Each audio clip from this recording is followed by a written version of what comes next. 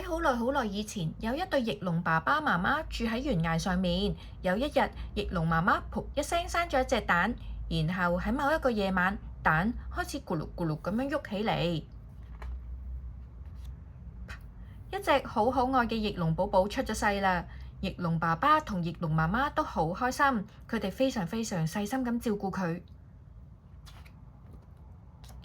翼龍爸爸餵翼龍寶寶食好多嘢，然後同佢講：食多啲啊，將來先有強壯嘅身體㗎。翼龍媽媽抱住翼龍寶寶，一邊氹佢瞓覺，一邊同佢講：你以後一定要做一隻善良嘅恐龍啊！跟住，翼龍爸爸教翼龍寶寶飛行嘅方法。注意啊，翅膀盡量用力張開，然後用力往地面一踢，只要乘住風就可以飛㗎啦。只要飛得夠高，就算遇到兇猛嘅霸王龍都唔使驚㗎。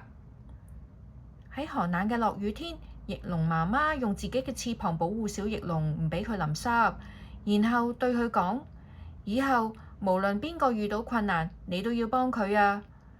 之後，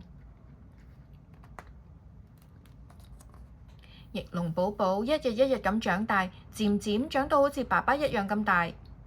有一日夜晚，翼龍爸爸睇住瞓咗覺嘅翼龍寶寶就話啦：呢個小朋友已經長到咁大，差唔多係我哋離開佢嘅時候啦。媽媽就話：佢一個人冇問題咩？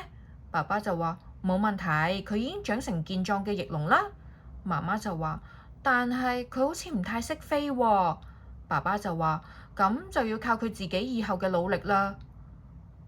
翼龍爸爸講完之後，翼龍媽媽係咁流眼淚，然後佢哋一齊飛去廣大嘅夜空。呢一個係好安靜、好安靜嘅夜晚。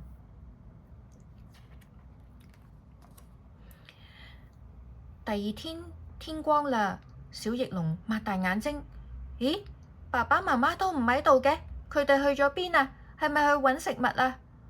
但係小翼龍一路等一路等，爸爸媽媽都係冇返到嚟。小翼龍大聲咁樣喺度嗌：爸爸媽媽！佢不停係咁嗌。小翼龍喊到攰啦，最後佢瞓着咗。就喺呢個時候，懸崖下面，霸王龍瞪住閃閃發亮嘅眼睛，爬緊上石頭山。再爬多一陣，佢就會捉到小翼龍㗎喇。突然間，火山爆發，地面轟隆轟隆咁樣搖晃住，霸王龍喺懸崖頂嗰度碌咗落嚟。霸王龍跌咗喺地下，小翼龍睇到霸王龍喺岩石堆嗰度好痛苦咁樣度嗌。小翼龍心諗：應該點算好呢？因為以前爸爸曾經教過佢，霸王龍係好兇猛嘅恐龍嚟㗎。過咗一陣，霸王龍就喐都唔喐添。呢個時候，小翼龍就諗起媽媽講過句説話：無論第時邊個遇到困難，你都要幫佢啊！好啦，小翼龍將石頭一塊一塊咁樣搬開，石頭終於全部都搬開啦。但係霸王龍都係喐都唔喐，佢睇嚟受咗好重嘅傷。小翼龍好細聲咁話：唔知佢點呢？霸王龍好傷心咁講：好痛啊，好痛啊！身體喐都喐唔到，眼睛擘都擘唔開，點算啊？我咩都睇唔到啦！小翼龍心諗：原來佢眼睛受咗傷。霸王龍用好可怕嘅聲音講：邊個？係邊個喺呢度？小翼龍嚇咗一跳，諗都冇諗就話：我係霸王龍啊！霸王龍話：你係霸王龍，但係聽你把聲好細個啫喎，而且仲咁細聲。小翼龍用盡力扯開把聲就話啦：因為太大聲，我怕會震開你嘅傷口啊！小翼龍覺得受咗傷嘅霸王龍睇起嚟好可憐，所以好想照顧佢。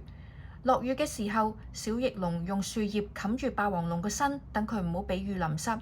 佢好細心咁照顧霸王龍，就好似媽媽曾經照顧佢自己一樣咁，好溫柔，好溫柔。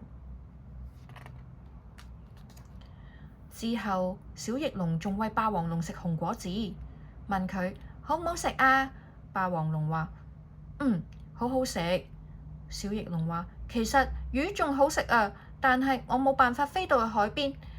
唔係啊，我冇辦法跳到去海邊。霸王龍好安靜咁樣聽小翼龍嘅說話。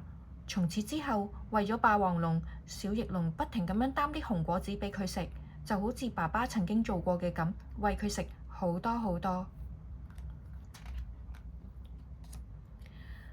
過咗好幾日，有一日夜晚，小翼龍抱住啲紅果子返嚟，佢睇到霸王龍瞪住亮晶晶嘅眼睛，嘴擔住魚，佢心諗：佢企得返起身啊！仲好似睇到嘢添。小翼龍呢個時候抱住嘅紅果子全部都跌晒落地下。霸王龍聽到呢啲聲音，佢轉過身擔住魚行緊過嚟。小翼龍心諗：點算好呢？而呢個時候佢亦都諗起爸爸講過嘅說話，注意啊，翅膀盡量用力張開，然後用力往地面一踢，跟住只要乘住風就可以飛㗎喇。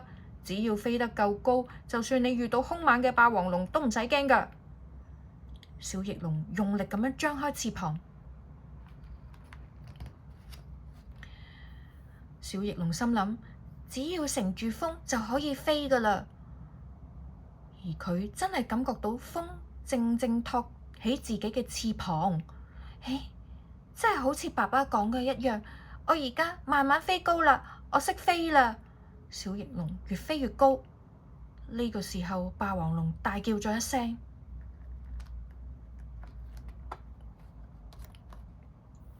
睇住變得越嚟越細嘅霸王龍，小翼龍心諗：太好啦！霸王龍嘅傷好返，眼睛都好似睇到嘢，真係太好啦！如果我真係霸王龍嘅話，或者我可以同佢成為好朋友。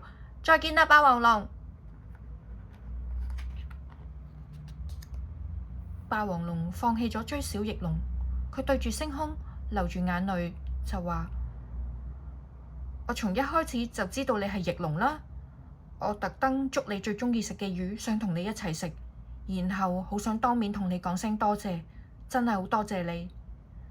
霸王龍一路望住小翼龍消失嘅方向，然後佢獨自坐喺石頭山上面望住星空。